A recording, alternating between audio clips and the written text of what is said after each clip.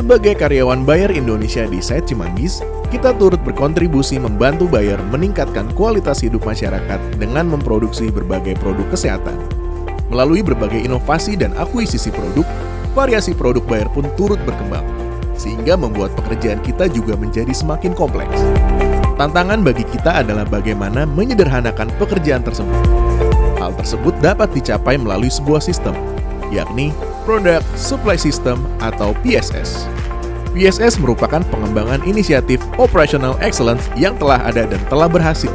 Pada dasarnya, PSS adalah sebuah perjalanan transformasi budaya dan perilaku.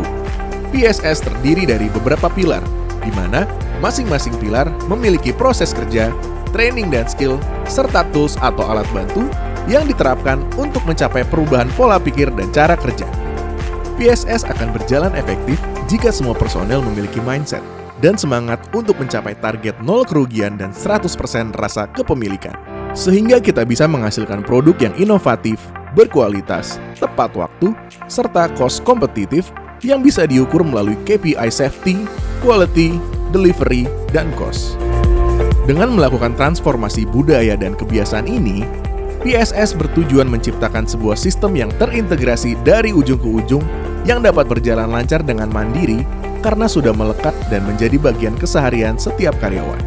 PSS akan memberikan keuntungan bagi Bayer sebagai perusahaan untuk mengatur kompleksitas dan meningkatkan fleksibilitas.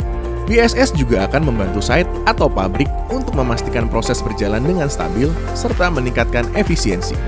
Bagi karyawan, PSS dapat membantu mengurangi level stres karena proses yang lebih simpel dan terstandar, serta memastikan pengembangan skill karyawan. Implementasi PSS akan dilakukan dalam 5 tahapan atau fase. Implementasi PSS ini bisa dianalogikan seperti proses membangun rumah, di mana kita mempersiapkan bahan terlebih dahulu, kemudian menyiapkan fondasi, membangun tiang dan struktur bangunan, selanjutnya membangun dinding dan atap rumah sampai memasuki tahap penyelesaian. Pada implementasi PSS, fase awal atau fase 0 berfokus untuk memperkuat fondasi PSS melalui eksekusi strategi deployment, implementasi 5S, dan mengukuhkan komitmen manajemen untuk memulai perjalanan PSS.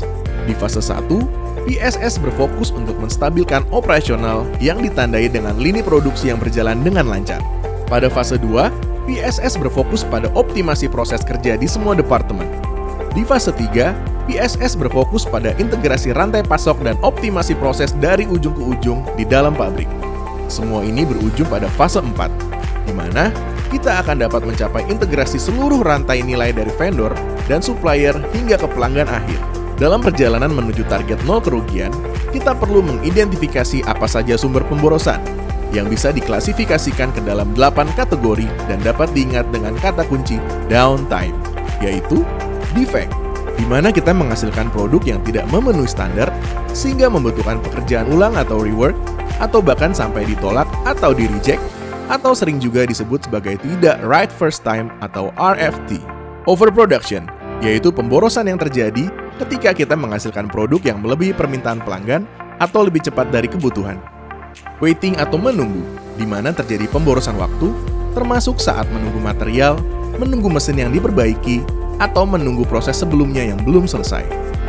Non-utilized talent, yaitu karyawan yang kemampuan dan keterampilannya tidak dimanfaatkan oleh organisasi dengan baik, serta penambahan talent yang tidak dibutuhkan ke dalam sebuah tim.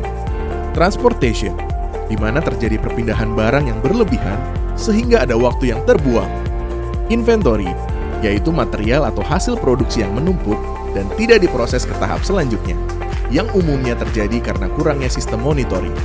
Motion, yaitu kegiatan yang tidak memberikan nilai tambah pada produk atau jasa, yang sering ditemui saat kita mencari barang atau file untuk kegiatan produksi. Extra processing, yaitu proses yang tidak terstandar untuk mengerjakan suatu kegiatan, atau penambahan proses yang tidak diperlukan bagi produk atau jasa, sehingga membuat proses tidak efisien.